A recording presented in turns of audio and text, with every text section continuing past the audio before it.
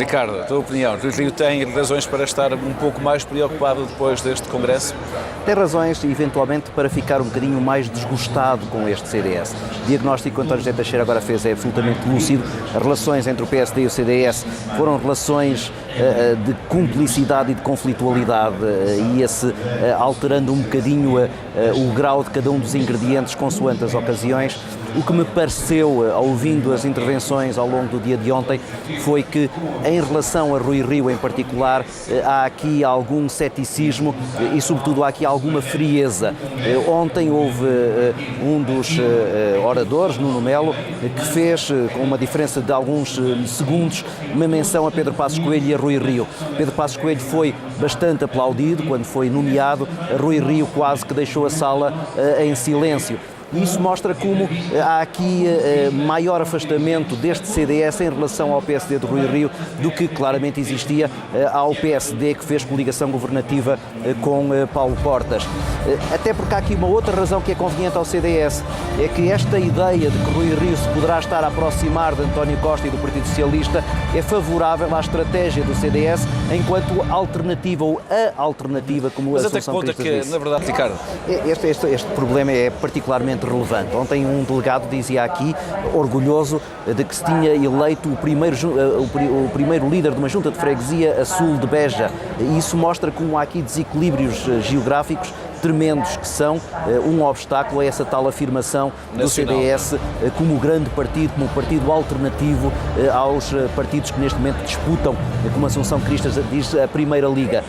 Agora, tudo isso são obstáculos que obviamente podem ir sendo ultrapassados de forma progressiva. E eu penso que é isso que a Assunção Cristas queria dizer, embora eu tenha dito com palavras um pouco mais grandiosas, que criaram a tal expectativa de um crescimento muito grande do CDS. Agora, este relacionamento com o PS e com o PSD e a posição do CDS relativamente a eles é interessante. Penso que era Nuno Melo ou Adolfo Mesquita Nunes que falava ontem do posicionamento do CDS relativamente ao PS e ao PSD, dizendo que não somos equidistantes.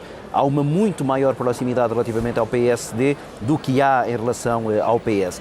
E, portanto, a tal crítica que é feita ao PSD, os remoques que aqui foram feitos, estava-me a recordar Diogo Feio quando disse que nós aqui discutimos as coisas às claras no Parlamento, dando aqui a entender que é muito diferente do PSD, que está a criar comissões de trabalho, a fazer um bypass à Assembleia da República.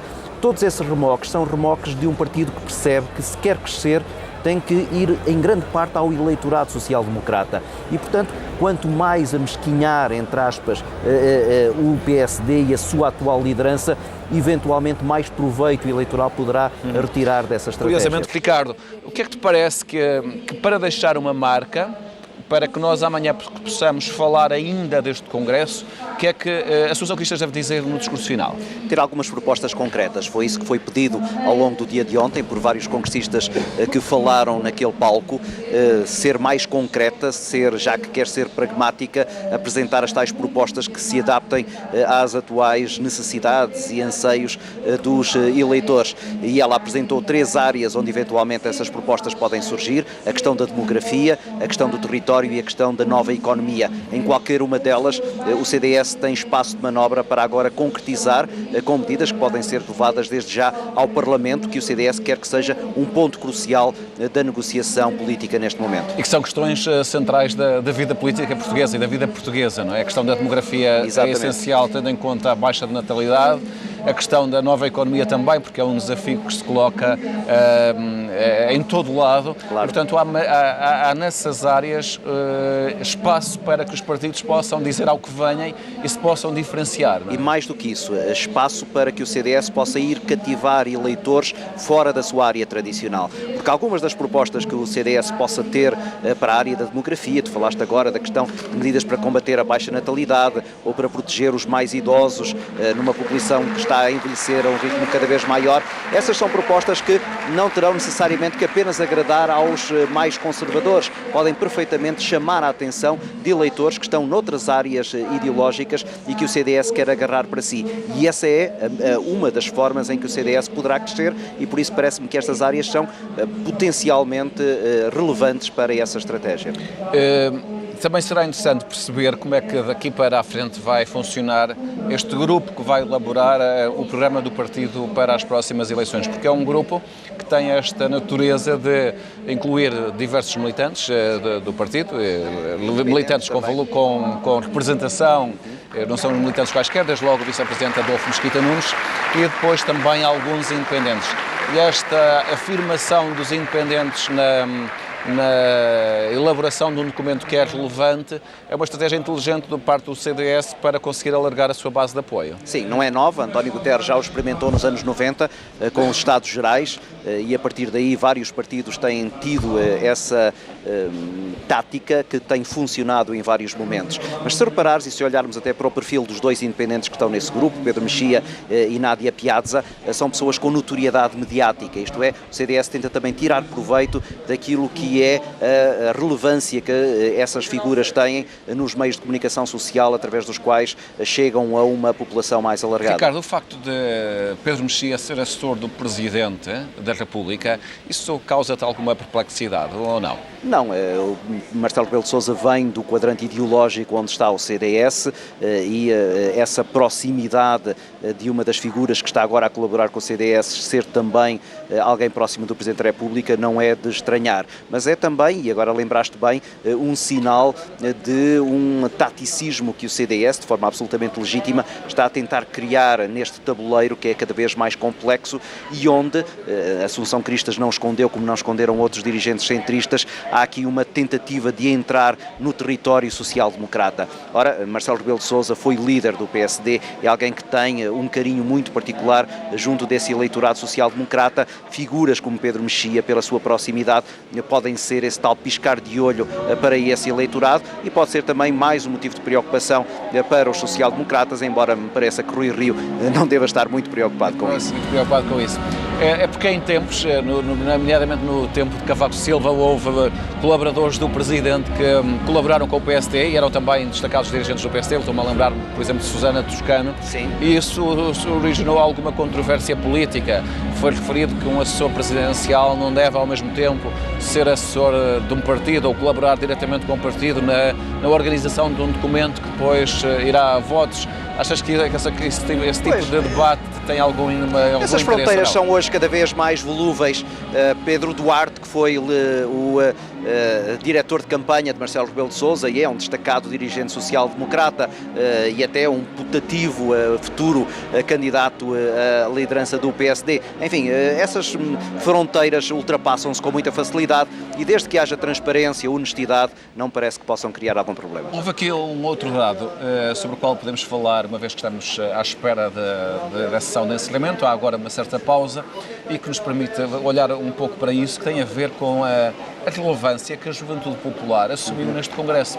Porque, de facto, ontem à noite os trabalhos decorreram até às 4 da manhã, que é uma hora imprópria para se discutir alguma coisa como deve ser, mas isso é o meu ponto de vista, e de repente havia uma série de militantes da Juventude Popular que fizeram questão de subir ao palco e, sobretudo, para apoiar o líder da Juventude Popular, que se tornou uma figura deste Congresso, um rapaz, um militante chamado Francisco Rodrigues dos Santos, que, aliás, foi escolhido pela revista Forbes como um dos jovens com um elevado potencial na Europa e que, de facto, se percebeu neste Congresso que tem uma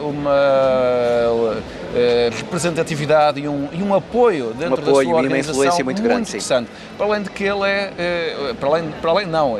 juntar a esse apoio que ele tem junto dos jovens do CDS, ele tem um discurso muito emotivo, muito conservador, e o que faz dele alguém em quem nós devemos olhar porque poderá ter alguma influência naquilo que vai ser o futuro do CDS. É verdade, o CDS não se tem renovado muito, nem sequer em termos geracionais, embora, como ontem foi dito, uma parte importante das figuras mais relevantes não se tenham menos de 45 anos. A propósito desse grupo liderado por Adolfo Mesquita Nunes, fala-se esse grupo até como um grupo sub-45, todos os elementos têm menos de 45 anos. Portanto, não há os militantes e dirigentes mais antigos, pertencem aos chamados senadores senadores, estão ali num espaço próprio que o partido criou para eles, mas a verdade é que se tu reparares e olhares para os dirigentes centristas dos últimos anos, não tem havido uma grande renovação. Eventualmente a JP pode ser ali um polo catalisador dessas novas figuras que possam vir a surgir. E a verdade é que, como tu notaste muito bem, eles ontem tiveram aqui um papel galvanizador do Congresso muito grande. Percebia-se que aquilo estava organizado. Houve, aliás, até um SMS que foi divulgado que indicava, que tinha sido distribuído aos elementos da Jota, que indicava como é que eles deviam vir vestidos, como é que se deviam relacionar com os jornalistas. Portanto, houve aqui uma estratégia pensada para marcar este Congresso. Para marcar este Congresso, tirar proveito daquilo que é a alavanca que ele pode ser num momento crucial da afirmação dos centristas, que contrasta um pouco, se te recordares, com uma certa apatia da JSD no recente Congresso Social-Democrata, onde praticamente passaram despercebidos, nem sequer aquelas palavras de ordem que geralmente no encerramento dos congressos são muito ouvidas, aconteceram. Ora, Ricardo, estamos a ver a Ana Catarina Mendes, que é a secretária-geral adjunta do Partido Socialista, que se vai sentar, julgo eu, ao lado de Pedro Nuno Santos, que é secretário de Estado dos Assuntos Parlamentares, que é uma delegação também com algum peso, não é? António Costa, evidentemente, também ninguém esperava isso, não seria normal que isso acontecesse, mas na verdade é uma delegação de peso que vem aqui a este Congresso do PS. Mas estamos a falar desta nova geração da Juventude Popular, que é muito conservadora, sim, por contraponto justamente, por exemplo, a outra área do partido liderada por Adolfo Mesquita Nunes, e vê-se que ele de facto também é um líder. Ele fez um dos discursos mais aplaudidos deste Congresso, que é muito mais libertária, digamos assim, ou muito mais liberal, seja nos costumes, seja na própria atitude política. Há aqui um confronto que não é apenas de personalidades, mas é um confronto de ideias muito profundo entre a Juventude Popular, que é muito mais conservadora do que outros grupos que são muito mais liberais, o que é extraordinário, porque normalmente as juventudes costumam ser muito mais abertas. Mais abertas, é verdade. Mas isso é de alguma maneira também o legado de Paulo Portas, que tentou a certa altura dentro do partido criar as fações, isto é, correntes de pensamento que, divergindo, acabariam por confluir naquilo que era a doutrina central do CDS. E é interessante que ao longo do dia de ontem nós vimos algumas manifestações muito claras do chamado liberalismo, com intervenções próximas da linha de pensamento de António Pires de Lima, como vimos também Ricardo, sinais... Estamos a ver agora o Rui Rio entrar, já tínhamos há bocado visto o Rui Rio entrar no pavilhão, neste espaço, e agora entrar na sala para assistir na primeira fila ao discurso ao lado da de comitiva do Partido Socialista, sim. Assunção Cristas. Portanto, tudo converge para que dentro de alguns instantes a sessão de encerramento deste 27º Congresso do CDS possa ocorrer. Dizia eu que vimos essas manifestações de um certo CDS liberal, como vimos sinais de um CDS mais democrata cristão, uma intervenção, penso que de Nuno Melo, falando ou criticando uma atitude de uma dirigente bloquista a propósito da presença da estátua do Cristo Rei em Almada, foi um dos momentos mais aplaudidos nesta sala, o que mostra que essa questão de uma certa afecção à religiosidade está ainda muito presente neste partido, embora depois também haja esses lados um pouco mais ou menos conservadores em áreas onde se julgaria que o CDS teria estagnado há algum tempo. Portanto, há aqui alguma diversidade e eu penso que é disso que a Assunção Cristas se deverá valer se quer verdadeiramente abrir o CDS para novos eleitorados e para poder crescer.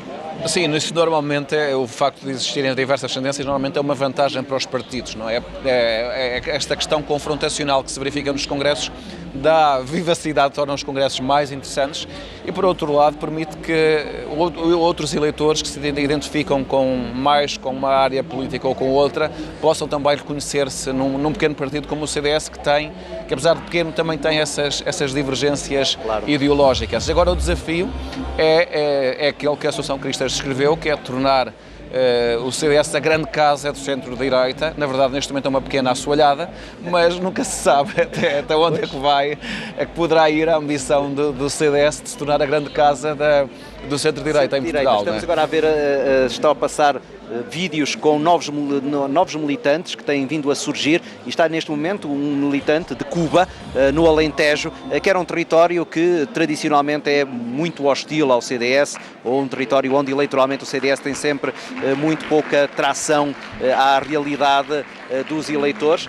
mas eventualmente será aqui nestas novas franjas e gente muito diferente, não são só os latifundiários do Alentejo, não é? É verdade, temos uma estudante, como esteve há pouco também alguém ligado à agricultura, enfim, há aqui uma abertura do CDS a novas franjas de eleitorado. Agora que pode ser o segredo de Santa Maria da Feira.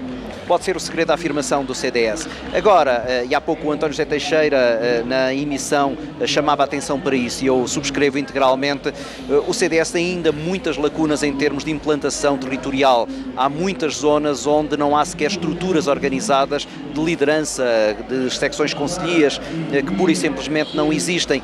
E isso é absolutamente crucial, ou a existência dessas secções é absolutamente crucial para que um partido seja um partido ganhador de eleições, até ganhar eleições, conseguir ganhar umas eleições nacionais como o CDS, pelo menos teoricamente, pretende, sem ter essa estrutura, não diria impossível, mas extremamente difícil. Exatamente, apesar de que essas estruturas físicas como as concelhias, que era o modo de fazer política tradicional, na verdade nesta altura há outras formas de mobilização dos eleitores e todos os partidos tradicionais estão aliás em crise. Ainda recentemente o Partido Socialista Francês julgo que teve que vender a sede em Paris para resolver o seu problema financeiro, porque na verdade, por exemplo, o Partido Socialista Francês, que era um grande partido do regime... Mas isso é mais uma questão de património.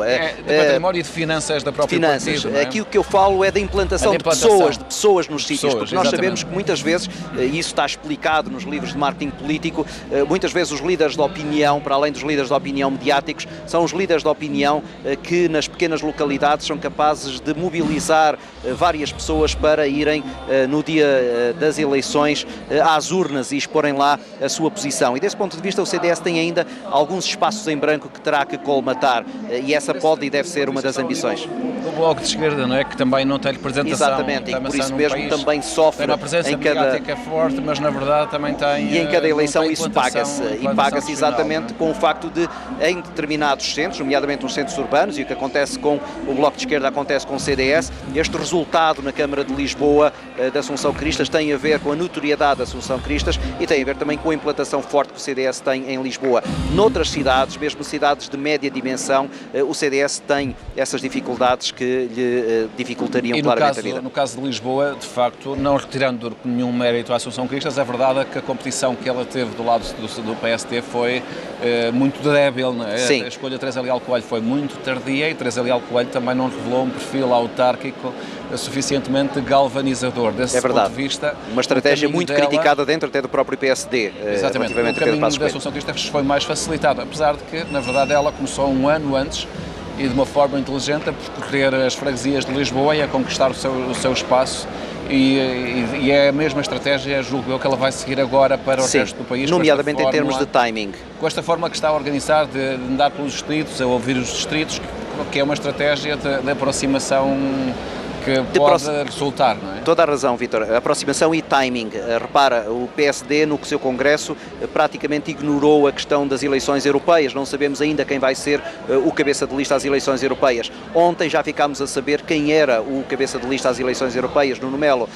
A questão de timing, que de resto Adriano Moreira, um dos senadores deste partido, trouxe para a primeira linha logo na sua intervenção durante a homenagem que lhe foi feita, dizendo que é urgente. Ele dava a analogia do Papa Francisco relativamente a alguém que se queixava da fome, e ele dizia, vamos tratar disso segunda-feira. Não, a fome é de hoje. Ora, a fome do CDS é uma fome de hoje, e há aqui claramente uma pressa em ir para o terreno, uma pressa em começar a preparação das campanhas regionais, onde o CDS também terá que ter aspirações, e depois as campanhas europeias e legislativas, onde o CDS não pode deixar espaço de manobra muito lato para Rui Rio, que está hoje aqui sentado. E é verdade que do lado do PSD, do novo PSD, digamos assim, temos visto alguma lentidão a arrancar, não te parece? Rui Rio, na verdade, foi eleito em janeiro, estamos em meados de março, e, para além do Congresso, tem tido uma escassa intervenção pública, não é? E as intervenções que tem são sobretudo centradas na organização do partido, seja do grupo parlamentar, seja desta nova estrutura que ele quer implementar, e menos do país. E eu lanço este tema no momento em que vemos Carlos Silva, secretário-geral da UGT, que vem também assistir a esta sessão de encerramento do Congresso do CDS-PP. É verdade. Estamos a falar da lentidão de Rui Rio. Da lentidão, eu não sei se será lentidão, eu acho que há aqui um propósito deliberado de Rui Rio. Numa entrevista à RTP, Rui Rio dizia isto: não é uma questão de cronómetro, não há aqui que correr para determinados objetivos. Para além disso, Rui Rio terá a percepção de que nesta fase de transição, em que a máquina do partido estava claramente montada por Pedro Passos Coelho, e essa máquina foi muito mais simpática a Pedro Santana Lopes do que foi a Rui Rio, e portanto há aqui uma fase de transição e há aqui um tempo que vai ter que ser deixado para que se estabilize esse mesmo aparelho social-democrata. E, portanto, é tratar da casa primeiro. Sim, tratar da casa e, sobretudo, deixar assentar alguma poeira relativamente aos problemas no grupo parlamentar. Rui Rio disse, há ali 2 ou 3 deputados que vão se resolver mais 15 dias. Isto é, ele percebe que há aqui um calendário que vai ter que ser feito aos poucos. Se isto é tempo suficiente para ele chegar às eleições legislativas numa posição de força, essa aí é a questão que se agora impõe em termos de responder. Sendo que deste lado, do lado do CDS, o Rui Rio terá aqui uma competidora em corrida, não é? É verdade, em corrida é muito mobilizada, e este Congresso deu-lhe essa motivação. Em primeiro lugar, todo o partido está à sua volta, mesmo aquelas vozes mais críticas deixaram aqui um sinal claro de apoio à Assunção Cristas, e portanto ela não se pode-se queixar de tudo menos de falta de apoio do partido. Agora, o partido em alguns casos... Assunção Cristas. Sim, a Assunção Cristas não teve uma voz aqui ou ali, mas completamente Sim, mesmo os críticos, como Filipe Lobo Dávila, tinham até dificuldade em encontrar temas... Não é? Sim, muito relativos. Tinham dificuldade em encontrar alguma coisa para onde se lhe pegasse, e portanto ela não se poderá queixar dessa falta de apoio. Agora, esta máquina, ao contrário da máquina do PSD, é uma máquina muito pequena, com muitas insuficiências. E se é verdade que Rui Rio se pode preocupar com esta mobilização em termos de entusiasmo, sabe que está a navegar num porta-aviões contra uma pequena... uma lancha que o CDS neste momento conduz. Agora, ainda assim, eles estão num mesmo território político e há aqui uma partilha que vai ter que ser limada.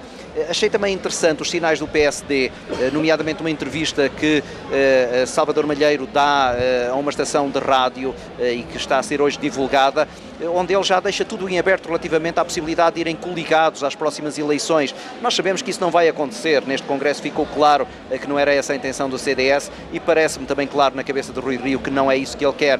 Mas o cuidado em deixar essa porta aberta é um sinal de que o PSD também não quer hostilizar os centristas, não quer de todo ignorá-los e deixá-los sozinhos a navegar em águas que são águas propícias a uma contestação ao Partido Socialista que, em última análise, é verdadeiramente o adversário de qualquer um deles.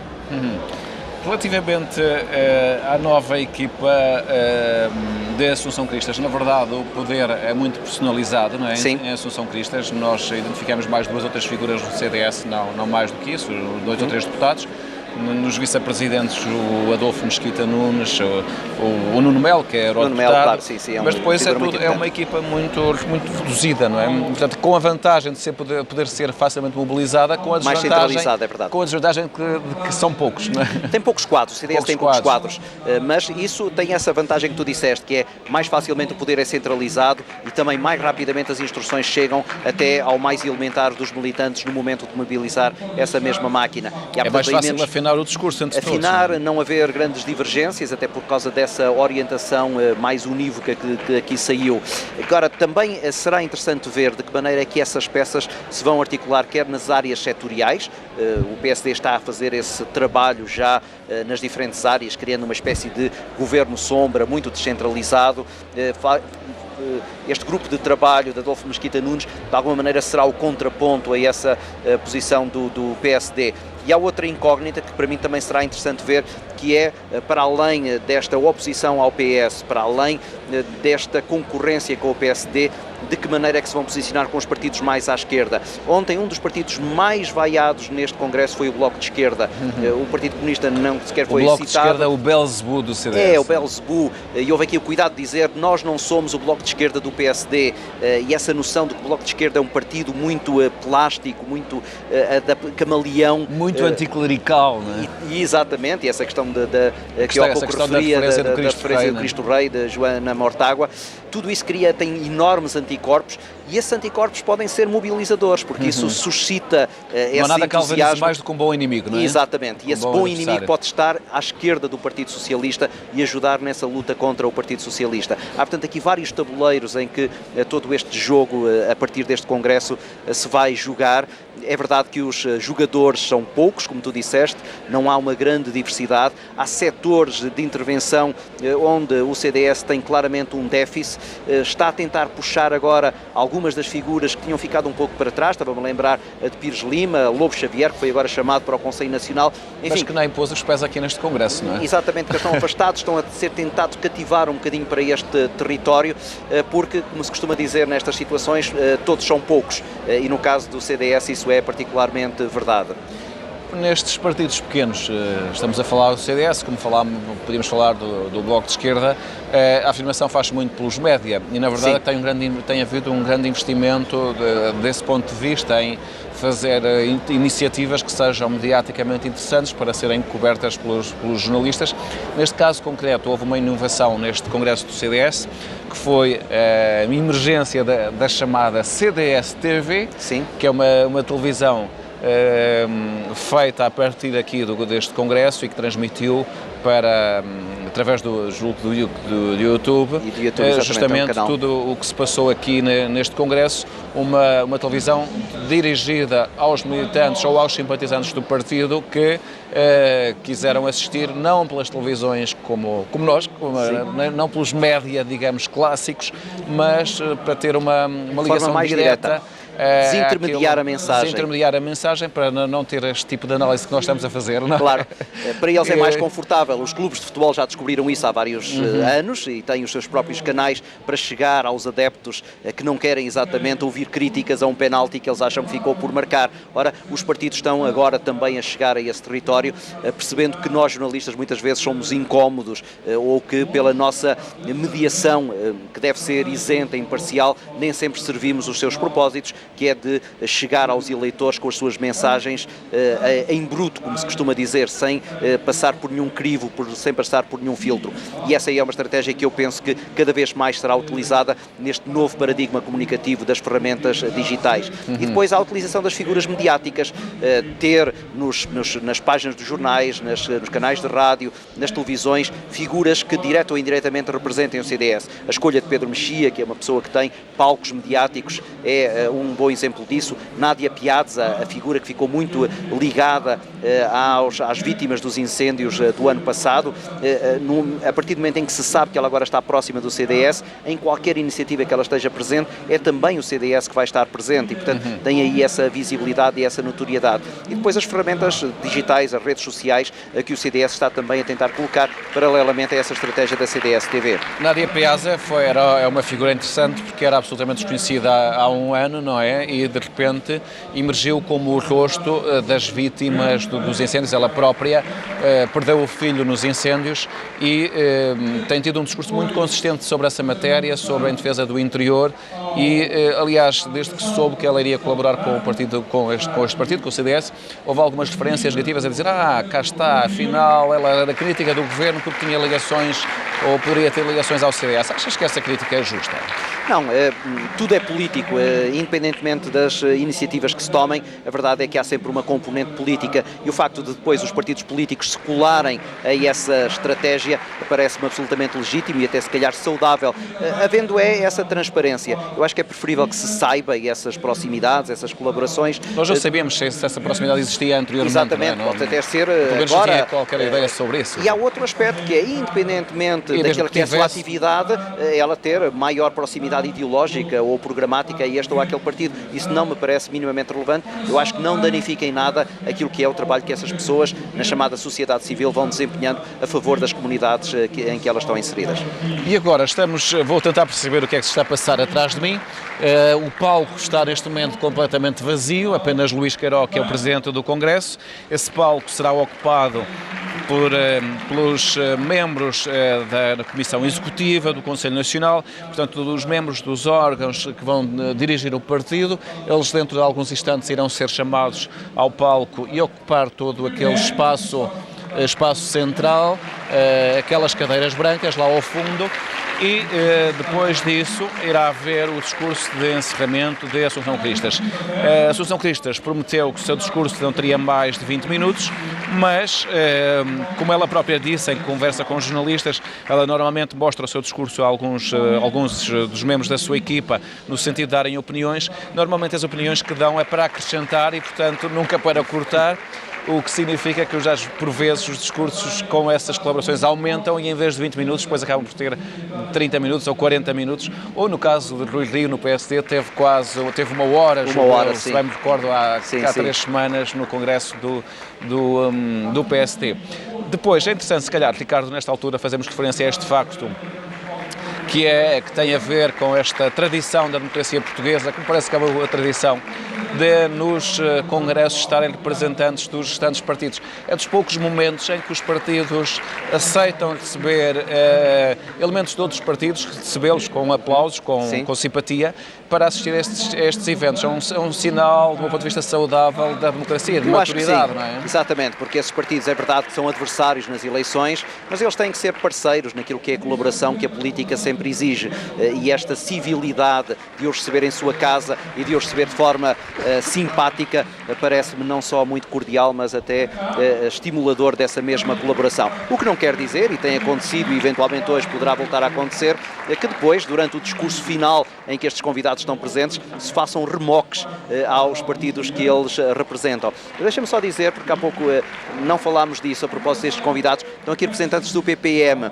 O PPM era um dos partidos que tradicionalmente também se aliava ao PSD e ao CDS, fez parte da AD, da Aliança Democrática original, com Ribeiro Teles, não é? Exatamente, e que agora já não tem praticamente nenhuma representatividade, mas ainda assim está aqui, foi aqui agora é mais recordado. Uma memória, não é? É mais uma memória, é verdade, sim, histórica, da RTP Memória mais do que da RTP3, é verdade. Porque na verdade o PPM é um partido, os monárquicos estão em vários partidos, não é? Não estão, sim, é isso. Não estão em nenhum essa partido simpatia pelo é? regime político monárquico que existe em algumas democracias europeias, por exemplo, está agora um pouco mais disperso e não concentrado num único partido, mas ainda assim faz parte deste xadrez em que se movimentam. Agora, a presença destes representantes, e nomeadamente de diplomatas, estamos agora justamente a ver as imagens dos representantes partidários. Matos Correia, que é deputado, ao lado do secretário de Estado João Pedro Nuno Santos, peço desculpa, Pedro Nuno Santos, estava um pouco baralhado nos nomes, também Ana Catarina Mendes, portanto ali na primeira fila onde irão assistir a este congresso.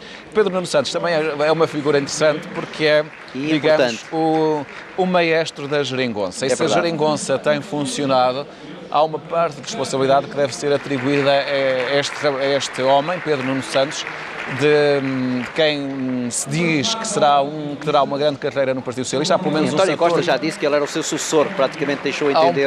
Há um setor do partido que se vê muito representado em Pedro Nuno Santos, apesar de ser um setor mais à esquerda, não é? Portanto, Pedro Nuno Santos não é uma figura unânime no Partido Socialista, não representa todas as famílias, e será interessante ver o percurso que ele vai ter, nomeadamente quando o António Costa sair, que também não se prevê que seja rapidamente. Sim, não é? Sim.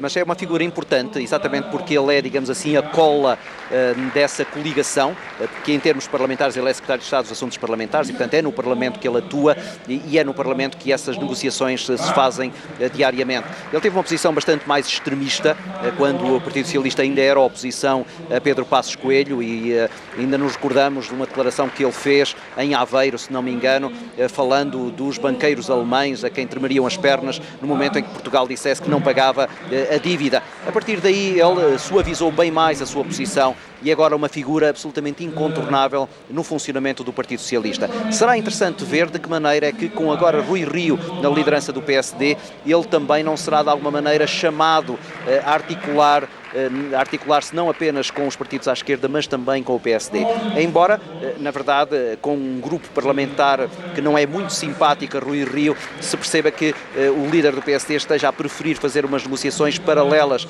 à Assembleia da República e onde, portanto, Pedro Nuno Santos não é tão importante. Agora, ainda assim, ele eventualmente poderá alargar um bocadinho a sua área de influência, não negociando apenas com bloquistas e comunistas, mas começando também a tentar criar pontes com o PSD, e já desde logo há duas áreas, que é a área da descentralização e a área dos fundos comunitários, onde o seu trabalho com o PSD e até eventualmente, quem sabe, com o CDS poderá querer mas fazer. Pedro Nuno Santos não é um político que veja como prioritário ou preferencial um diálogo com o Partido Social Democrata. Aliás, eu julgo que ele já fez declarações sobre isso, sublinhando que os interlocutores preferenciais do Partido Socialista são os interlocutores à sua esquerda, não à sua direita. Portanto, não é alguém que veja no Bloco Central uma solução política razoável para o Partido Socialista. Tens toda a razão. E, eventualmente, o Partido Socialista, que também já mostrou simpatia por esta nova liderança do PSD, possa criar uma espécie de polícia bom e polícia mau. Isto é, ter alguém que no PS faz esse papel de dizer não, os nossos parceiros estão aqui à esquerda, mas haver depois alguém que também olha um bocadinho para o PSD e que não o deixa completamente desamparado, até porque o Partido Socialista e António Costa sabe que a próxima legislatura, se o Partido Socialista, como obviamente quer ganhar as eleições e voltar a ser governo, terá uma margem de manobra muito mais restrita na negociação com bloquistas e em particular com comunistas, que já disseram desde logo não voltarão a assinar nenhum documento como assinaram nesta legislatura para esse entendimento daquilo a que se chama a geringonça. Ricardo, muitas vezes há um ditado português que é quanto maior é a ambição, maior é a queda. A Associação Cristas pode correr esse risco? Corre esse risco. São eleições muito difíceis para o CDS. O ambiente económico é muito favorável ao Partido Socialista. Se não acontecer nada de surpreendente, António Costa tem uma vitória, não digo garantida, mas pelo menos facilitada. E isso cria pressão enorme sobre a direita, na medida em que é a tal alternativa àquilo que foi aqui chamado de esquerdas unidas. E desse ponto de vista são desafios particularmente difíceis. A questão do timing é outro dos problemas e por isso essa urgência em atacar desde logo no terreno essas eleições. Não se sabe ainda exatamente o calendário e Marcelo Rebelo de Sousa colocou em cima da mesa uma hipótese que será interessante analisar em termos da vantagem ou desvantagem para o CDS, que era de haver coincidência de datas entre as eleições europeias e as eleições legislativas. Isso anteciparia as eleições legislativas de outubro para maio, deixando menos tempo para os partidos se prepararem para essas eleições, mas ao mesmo tempo também baralhando um pouco aquilo que é a variável do resultado das eleições europeias. Porque, por exemplo, para o PSD, se eventualmente o PSD não conseguir ganhar as eleições europeias, vai para as eleições legislativas com o rótulo de partido derrotado uns meses antes. E essas serão contas que Rui Rio certamente também estará neste momento Ricardo, a fazer. Essa lógica das eleições europeias com as eleições legislativas nem sempre há uma ligação muito direta.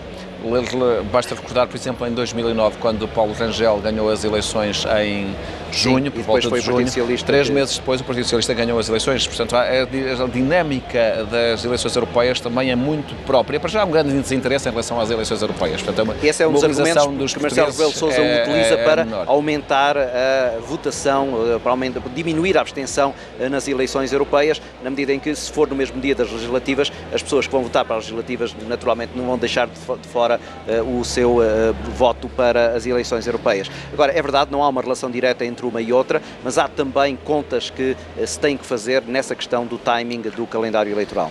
Ricardo, agradeço-te a tua intervenção neste espaço documentário